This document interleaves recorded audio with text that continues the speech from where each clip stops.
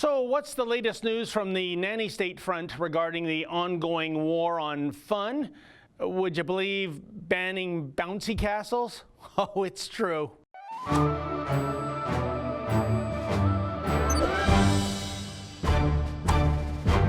Well, thank God for the Safety First educrats running Edmonton public schools, because these learned folks have now banned bouncy castles as well as most other inflatables and trampolines at the city's 213 schools.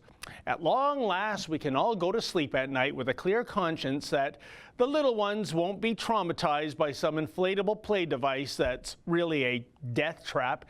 Indeed, according to an Edmonton Journal story, the latest ban on fun applies to any inflatable attraction supported by a blower, which schools sometimes rent as part of year-end celebrations. Guess the kids will just have to play hopscotch instead, assuming hopscotch hasn't been banned as well. School spokeswoman Carrie Rosa says the inflatable ban is justified thanks to a couple of students at Victoria School of the Arts that were hurt last year while playing on an inflatable.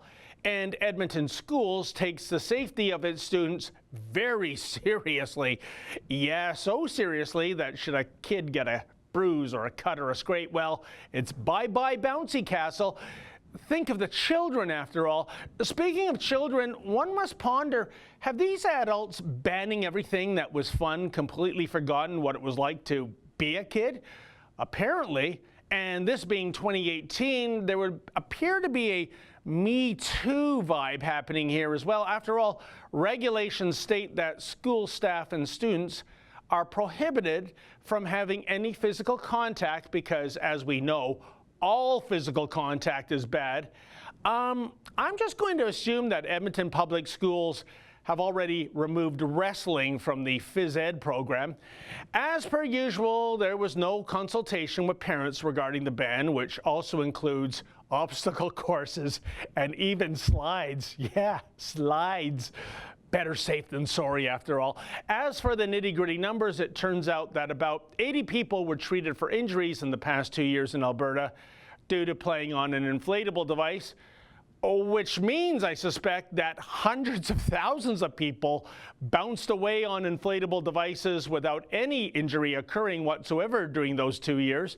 You know, it all reminds me of the Saturday Night Live parody from 1977 when a sleazy toy maker played by Dan Aykroyd points to the potential dangers of supposedly child-friendly toys. In yesterdecade, this played for laughs. Today, the clear and present potential danger of a Nerf ball is a reality. But what the nanny state advocates fail to understand is that injuries are part of childhood. Stuff happens. Not every trip to the playground comes with a guarantee that a child will not suffer a cut or a bruise. But it used to be that such potential injuries were worth it given the inherent joy of physical play. Or does Edmonton Public Schools simply want kids to sit on a couch, entombed in bubble wrap, as they play video games? If that's the case, it kind of makes you wonder whatever happened to that war on obesity we're all supposed to be fighting these days, eh? For the Rebel.media, I'm David the Menzoid Menzies.